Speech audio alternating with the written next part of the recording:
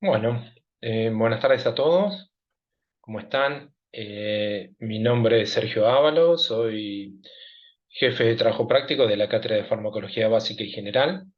Voy a ser el docente durante este año 2023 de la materia, que ustedes están cursando en tercer año. Soy médico, mi especialidad es terapia intensiva, también tengo la especialidad en medicina legal. Em, Vamos a dar, junto a mis ayudantes, eh, esta materia en todos sus trabajos prácticos, tomando como eje el concepto de uso racional de medicamentos y también como línea de trabajo la metodología de aprendizaje basado en problemas. Em, con estos conceptos y de esta manera vamos a hallar estos criterios de selección de medicamentos para poder establecer una farmacoterapéutica racional. Bueno, la OMS, ¿cómo define el uso racional de medicamentos? Bueno, la OMS suele tener estas definiciones ideales y define el uso racional de medicamentos como aquellas medidas científicas y racionales para que los pacientes reciban la medicación adecuada a sus necesidades clínicas, en las dosis correspondientes a sus necesidades particulares, durante el tiempo necesario y al menor costo posible, seleccionando los medicamentos mediante los criterios de eficacia, seguridad, conveniencia y costo. Esto sería uso racional, ¿no? Entonces los criterios de selección nuestros van a ser estos, de eficacia, seguridad, conveniencia y costo. Vamos a establecer esto que sería la historia de una receta, ¿no? Digamos que hay una persona que llega a nuestra consulta, o sea, ingresa al sistema de salud, tiene un problema de salud, se encuentra con nosotros como médicos prescriptores, los cuales a partir de su problema de salud vamos a pensar, vamos a elaborar una respuesta y vamos a prescribir ese tratamiento, esa farmacoterapéutica de uso racional para que esta paciente pueda salir del sistema de salud con su problema resuelto o en vías de resolverse, ¿no? Pero bueno, todo este proceso que es toda una caja negra, digamos que a nosotros nos va a llevar a pensar cómo resolvemos y cómo de manera racional podemos establecer esa prescripción. ¿Y por qué vamos a tener que elegir con esos criterios de selección de medicamentos? Porque hay más o menos unas 17.000 especialidades medicinales. Esta información aún está un tema un tanto desactualizada, pero más o menos mantiene la relación. De estas 17.000 especialidades medicinales, más o menos 2.600 son principios activos, el nombre genérico o el nombre, el fármaco, digamos. 300 o 400 medicamentos son los que habitualmente se encuentran en los listados de medicamentos.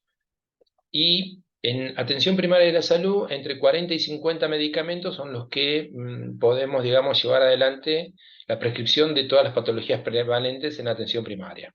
O sea que de unos 17.000 a unos 40, 50, y seguramente cada uno en la profesión o en la especialidad que elija, posiblemente con mucho menos que esto, podemos poder llevar adelante nuestra profesión.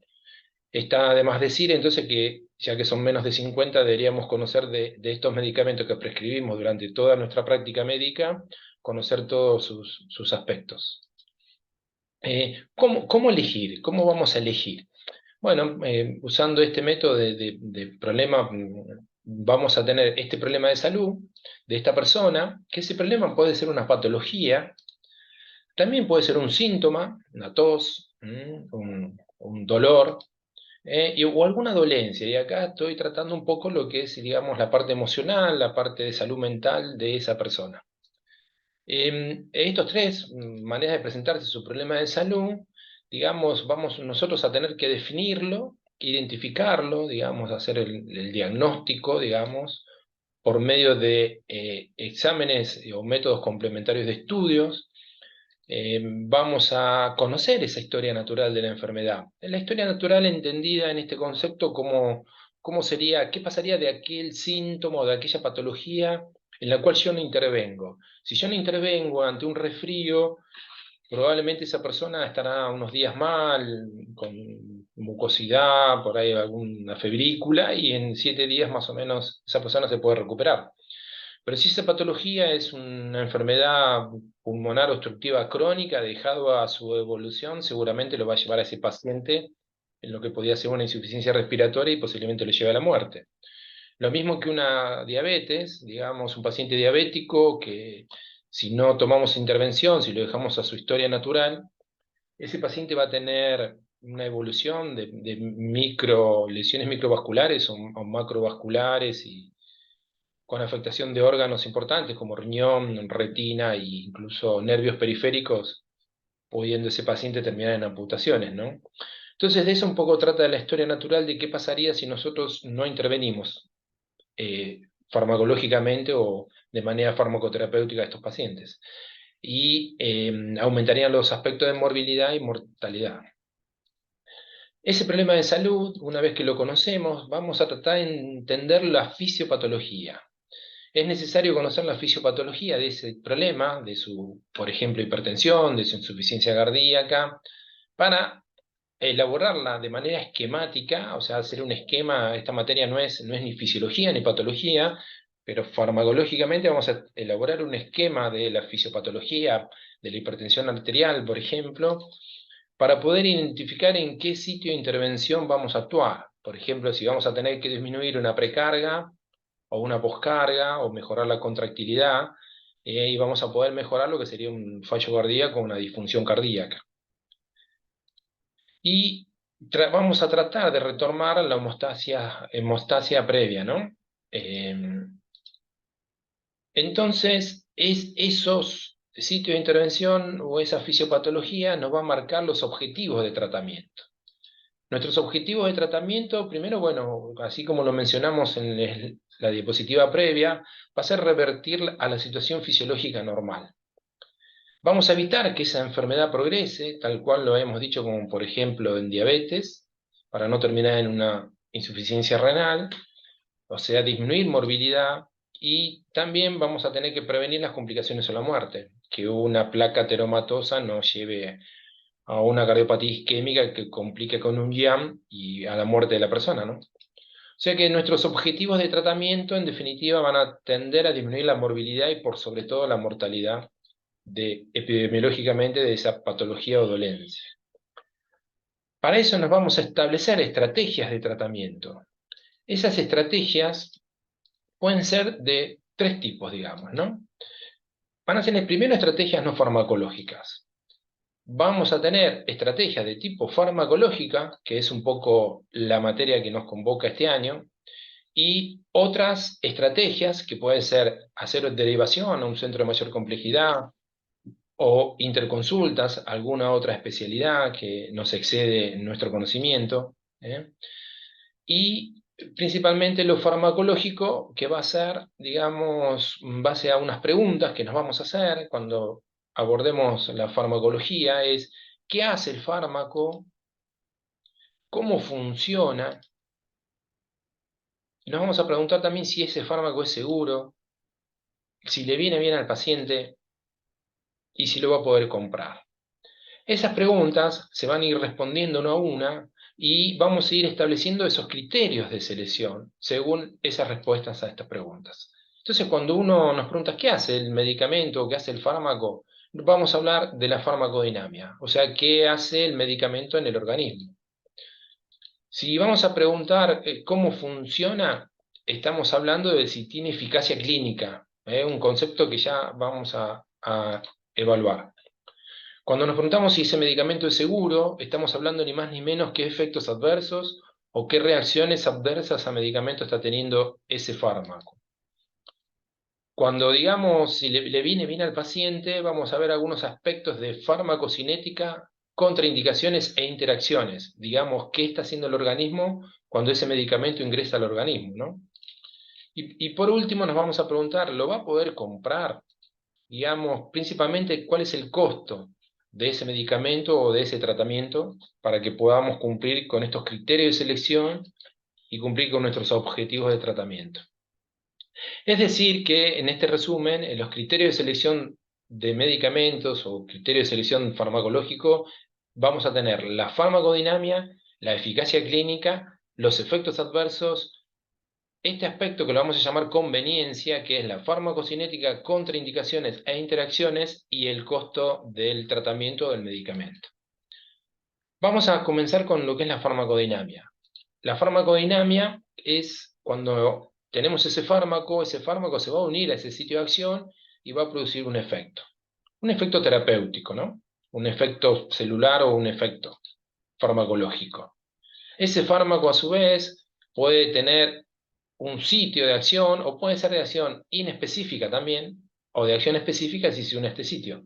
Cuando hablo de acción inespecífica, por ejemplo, estaríamos pensando en algún antiácido de tipo de acción local, algún diurético tipo el manitol, que por su propia presencia ya genera un efecto osmótico y atrae agua de la célula o del intersticio para ser eliminada. Esos serían los fármacos de acción inespecífica.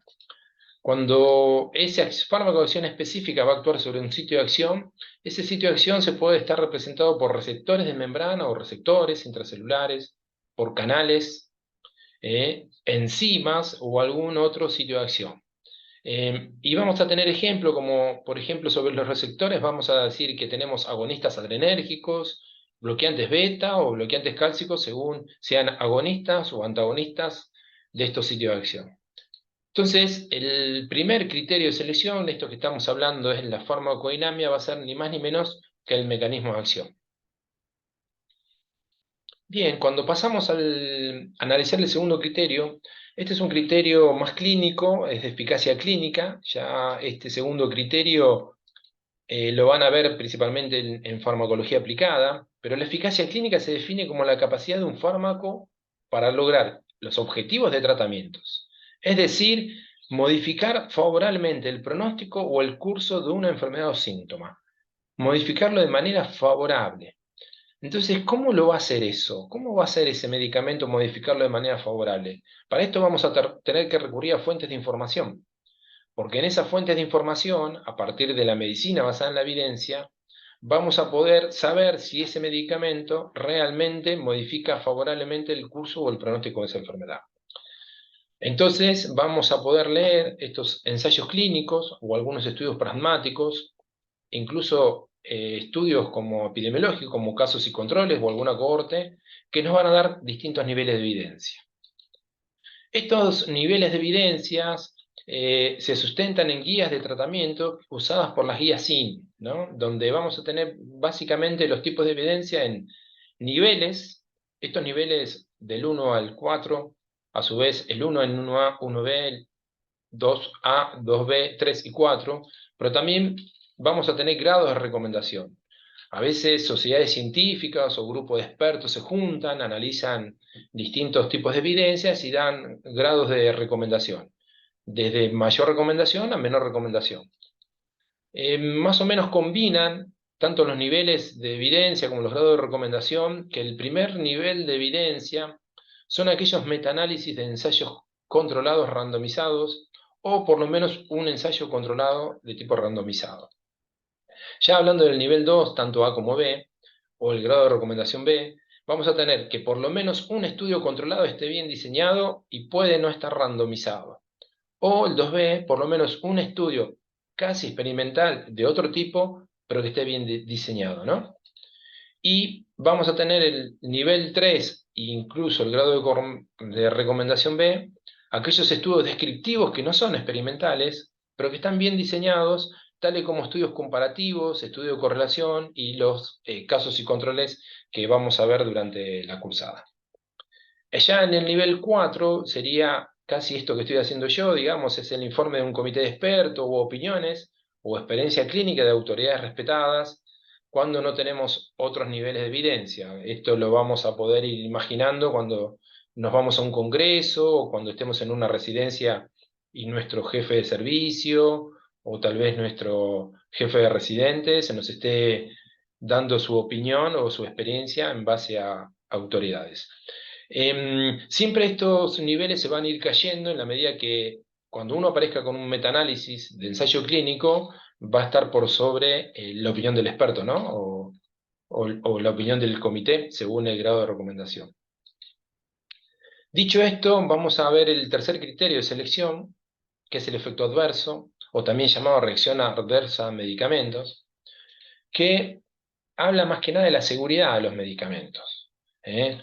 Esta seguridad, o efecto adverso indeseado, es una reacción no deseada por el médico o el paciente que se presenta tras la administración de un fármaco a dosis utilizadas habitualmente. Esas dosis utilizadas habitualmente para prevenir, diagnosticar o tratar una enfermedad o para modificar cualquier función biológica. Remarco dosis utilizadas habitualmente porque aquellas sobredosis, para decirlo de alguna manera, ya van a estar hablando de efectos tóxicos y no de reacciones adversas. Entonces, las reacciones adversas siempre a dosis utilizadas habitualmente. Estos efectos adversos van a empeorar, obviamente, la calidad de vida de los pacientes. Son causa entre un 10 y un 15% de los ingresos a los hospitales en las áreas de urgencias y de un 10% de la patología visitada en atención primaria. Alargan la estancia hospitalaria con lo que ello conlleva, ocupación de cama, gastos en salud, aumentan la mortalidad, un punto muy importante, y suponen una carga económica considerable para los sistemas de salud. Por sobre todo, van a afectar a personas de edad avanzada. Son las personas que están polimedicadas y por lo tanto son el grupo más vulnerable para tener de estas reacciones adversas de medicamentos. O sea que es un grupo que hay que tener mucho cuidado el día que hagamos prescripciones. ¿Qué hacemos con estos efectos adversos? ¿Qué vamos a hacer cuando los sospechamos? Primero es vigilarlos, ¿no? Una vez que tenemos un efecto adverso, lo vigilamos. Y cuando nosotros lo notamos, lo vamos a tener que notificar. ¿eh? Eso, esa vigilancia va a estar por sobre todo a aquellos medicamentos que son poco conocidos, de reciente comercialización. Ya van a ver que cuando estemos en nuestros consultorios o haciendo nuestra actividad profesional, nos van a venir a ver visitadores médicos o agentes de propaganda médica, que nos van a dar medicamentos que recién salen al mercado, que nos van a dar todas sus bondades, pero en la mayoría de los estudios o ensayos clínicos que nos van a presentar, nos van a hablar de las bondades, pero no tienen efectos adversos. Porque como no han tenido el tiempo suficiente en el mercado, no se pueden identificar qué efectos adversos pueden tener. Esa parte nos toca a nosotros. A nosotros como médicos, como garantes de la salud que somos, vamos a tener que vigilarlos y notificarlos. Eso es la parte, la rama de la medicina que se llama farmacovigilancia. ¿eh? Hay, hay entidades donde se denuncian, nosotros tenemos, está la ANMAT Argentina o la FDA norteamericana, pero bueno, son temas que vamos a ir viendo durante la cursada. El cuarto criterio de selección es la conveniencia. La conveniencia, ya estamos viendo que hay un paciente, tiene tres aspectos, como habíamos comentado previamente. Uno de ellos es la farmacocinética, el segundo son las contraindicaciones y el tercero las interacciones. Cuando hablamos de farmacocinética vamos a tener todos estos procesos que van desde la administración de un medicamento y todas sus vías, la absorción, la distribución, el metabolismo y su eliminación. Todos puntos que vamos a ir viendo en la primer parte de la cursada y la parte general. Cuando hablamos de contraindicaciones, vamos a tener que pensar en esa persona que puede estar en los extremos de la vida, puede ser un niño o un anciano, pero también puede tener algunos fallos orgánicos como insuficiencia hepática, insuficiencia renal o insuficiencia cardíaca. Incluso hay que pensar si ese medicamento que yo estoy administrando está contraindicado en la embarazada, ¿no? Finalmente, como último aspecto de la conveniencia, tenemos a las interacciones, y cuando pensamos en interacciones estamos pensando siempre interacciones entre medicamentos, ¿no? Por lo tanto, siempre le vamos a preguntar a un paciente que vamos a hacer una prescripción, ¿qué medicamento está tomando? Y a veces lo tenemos que hacer de manera bien explícita. Dígame, ¿usted toma anticonceptivos? Dígame, ¿usted está tomando algún medicamento hipnótico para dormir? ¿Está tomando algún analgésico regularmente? porque la tendencia del paciente es que el medicamento que lo toma de manera regular no lo reconoce como medicamento. Entonces a veces hay que dar medicamentos para manejar la presión arterial o para algún antibiótico y podemos pensar en esa interacción, que puede ser de tipo farmacocinética también como farmacodinámica. Así que este aspecto de la conveniencia es la adhesión del tratamiento por parte del paciente. El paciente, ¿cuánto de adhesión tiene a ese tratamiento? Entonces, estos serían los tres aspectos de la conveniencia en farmacocinética, contraindicaciones o interacciones. Entonces ya tenemos estos 4 criterios de selección, que es un medicamento, un grupo de medicamentos, van a tener un mecanismo de acción o una farmacodinámica, una eficacia clínica, una seguridad de efectos adversos y la conveniencia recién vista, ¿no? Finalmente, vamos a valorar el costo. Un tema que no lo vamos a tocar a fondo, tal vez en la cursada, pero bueno, que no debe dejar de perderse de vista en el ejercicio de la profesión o como gestores de salud. Este quinto criterio de selección, el costo, es importante porque el medicamento tiene que ser eficaz, y acá valoramos el beneficio-riesgo. Recordamos que la eficacia clínica es modificar favorablemente el curso o pronóstico de una enfermedad. O sea que tenemos que siempre hay un riesgo, pero tenemos que valorar que el beneficio sea mayor. También vamos a tener que valorar que sea eficiente, o sea que el costo-beneficio. No es cuestión de a cualquier precio, ¿eh? Cuando no existe otro medicamento eficaz, bueno, no importa el costo, pero cuando hay para elegir y cuando tenemos que seleccionar, el costo es un ítem muy importante para valorar.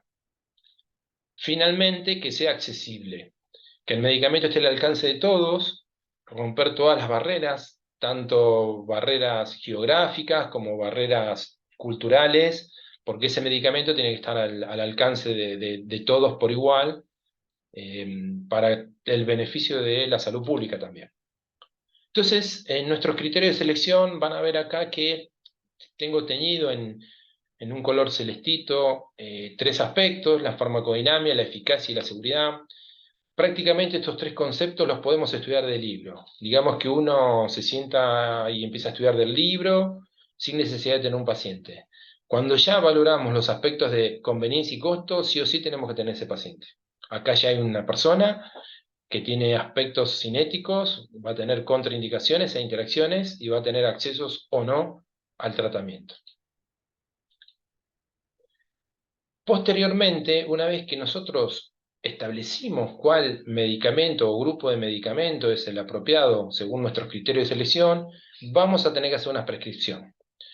No dejemos este aspecto que es tan importante o mucho más que todo lo que vimos anteriormente, porque la prescripción es el acto médico por excelencia y debe ser de manera detallada. Debemos tener todos los datos de filiación, debemos aclarar específicamente cuál es la droga, forma farmacéutica, cantidad de miligramos, durante cuánto tiempo va a durar ese tratamiento, porque no debemos entregar en otras manos esto que tanto nos ha costado durante toda nuestra carrera, ¿no? Entonces, prescribir es el acto médico, creo que solemne, que podemos tener todos nosotros. Y a su vez, después de esta prescripción, tenemos lo que es el monitoreo. No debemos solamente establecer una consulta y bueno, listo, váyase, le voy a dar un hipnótico para que pueda dormir y bueno, siga su vida. En realidad lo que tenemos que hacer es volver a controlar a esa persona, monitorearla, decirle, bueno, venga a ver, a ver dentro de un mes, dentro de 15 días cuando termine el tratamiento antibiótico, por favor, vuelva a la consulta. En caso que lo que estamos planteando como objetivo de tratamiento no se están cumpliendo, por favor, vuelva a la consulta. Así que estos 2 aspectos, que no los vamos a desarrollar demasiado en esta materia, pero sí en toda su profesión, presten mucha atención cuando lleguen a estas etapas. Entonces vamos a tener acá como resumen que nuestro amigo que llegó con su problema, con su dolencia o con su síntoma, ingresó al sistema de salud, se encontró con nosotros, le hicimos la prescripción y pudo salir con su problema resuelto o al menos con un objetivo de tratamiento. Esta caja negra es una receta y imaginar el mundo menos complejo de lo que es. Pero la verdad es que esto tiene una complejidad enorme y una responsabilidad extrema por la cual nosotros como médicos debemos darle la importancia que corresponda. Finalmente, repasando los pasos que vimos hasta ahora de esta metodología, vamos a definir este problema de salud, que puede ser la dolencia o la patología, recordar la historia natural, recordar la morbilidad, la mortalidad, recordar su fisiopatología para poder intervenir en sitios de intervención y modular la respuesta en favor de una homeostasis normal o restablecer la fisiología lo más mm, anterior posible. En segundo aspecto, vamos a establecer objetivos terapéuticos y este es el punto clave. El objetivo terapéutico es el punto clave. Es el acuerdo que nosotros vamos a tener con el paciente. Dentro de estos derechos que tenemos con el paciente, el objetivo terapéutico es consensuado. Vamos en busca de eso. Tanto de disminuir el síntoma, de mejorar la morbilidad o incluso disminuir mortalidad. En base a estos objetivos, seleccionamos nuestras estrategias, no farmacológicas, principalmente no farmacológicas. Todas las farmacoterapéuticas o las estrategias de salud van orientadas a lo no farmacológico, tanto sean dietas, hábitos saludables, tratamientos kinésicos y muchas otras medidas como evitación, alejarse de determinados ambientes tóxicos o hábitos saludables, ¿no? Y cuando vamos a decidir incorporar un medicamento, un fármaco, vamos a usar esos criterios de selección para el uso racional del medicamento, recordando aquella primera definición que vimos en las primeras diapositivas. Que el medicamento tenga un mecanismo de acción conocido por nosotros, que tenga una eficacia clínica tomada de los ensayos clínicos o de la medicina basada en la evidencia, que nuestro medicamento sea seguro, que sea conveniente para el paciente y que esté accesible a un costo razonable. Bueno, acá termino entonces con esta introducción a la parte general que vamos a ver en los próximos trabajos prácticos. Bueno, espero que estén bien y hasta luego.